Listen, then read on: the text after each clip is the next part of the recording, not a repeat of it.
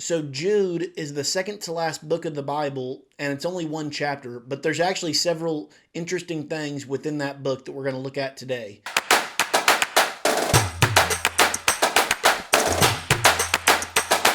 Number one, Jude is the half-brother of Jesus Christ.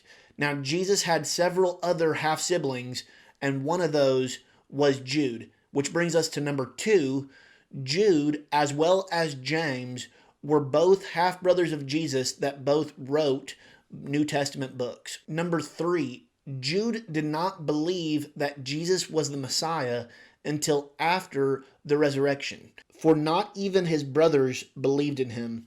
So there was a point where Jesus' own family did not believe that he was the Messiah. His siblings did not believe who he was at this point. The book of Jude helps show the reader God's dealings in the past with people who had rebelled against him. So he mentions the people of Sodom and Gomorrah. He mentions the Israelites. He also mentions rebellious angels. So in this book, it talks about Old Testament pictures of people who had rebelled against God. Number five, Jude is the only book in the Bible that mentions the dispute that took place between Satan and the archangel Michael over the body of Moses. So here's what it says in Jude verse 9.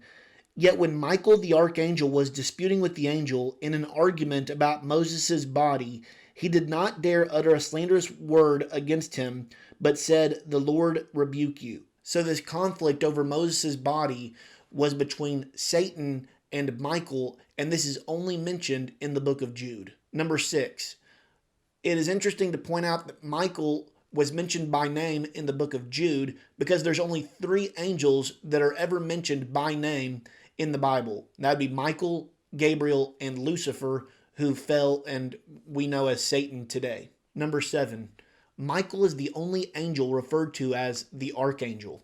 The word archangel itself is never in the plural, but is always in the singular, speaking of an individual angel that is the head or the leader, if you will, of the angelic host. So Michael is the singular archangel. Number eight, because of the topics that it covers, Jude is often referred to as the Acts of the Apostates, as opposed to the book of Acts, which is known as the Acts of the Apostles.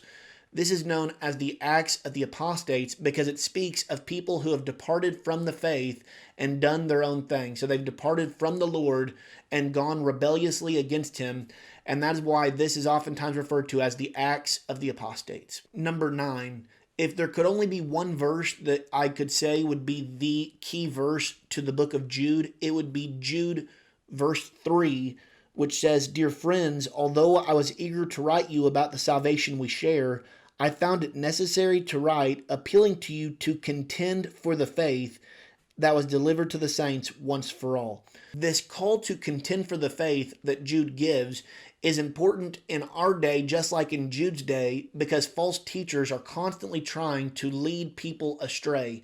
So it is the job of the Christian, by the working of the Holy Spirit, to stand up for truth. Which brings us to our next point, number 10. The word contend, when it says contend for the faith in verse 3, the word itself is apagonizes, which is where we get the word agonize from. So this is a word that appears in both military and athletic contexts, and it means to fight or to struggle with intense effort. So what this is telling us is this is not always going to be an easy battle. When we are fighting the enemy, we have to understand that this is a spiritual warfare that we're engaging in, that we have to be prepared for what is coming ahead. So with that, we have to understand that these words suggest that the battle is not always easy. It will be agonizing at times. So when we can prepare ourselves for that, it helps us to better fight against the attacks and the onslaughts of false teachers. For the next quick fact, we'll be in verse 23, which says, "Save others by snatching them from the fire." So this is a great reminder for us to be diligent in evangelism, that we have a responsibility as born again Christians to share that truth with other people, knowing that they are on a collision course for hell that many of them don't even realize at this point.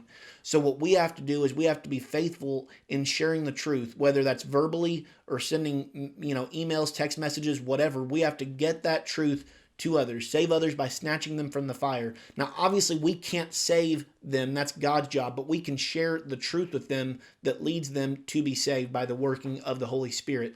So we have to be faithful in sharing, and that's what verse 23 says, snatching others from the fire. Save them.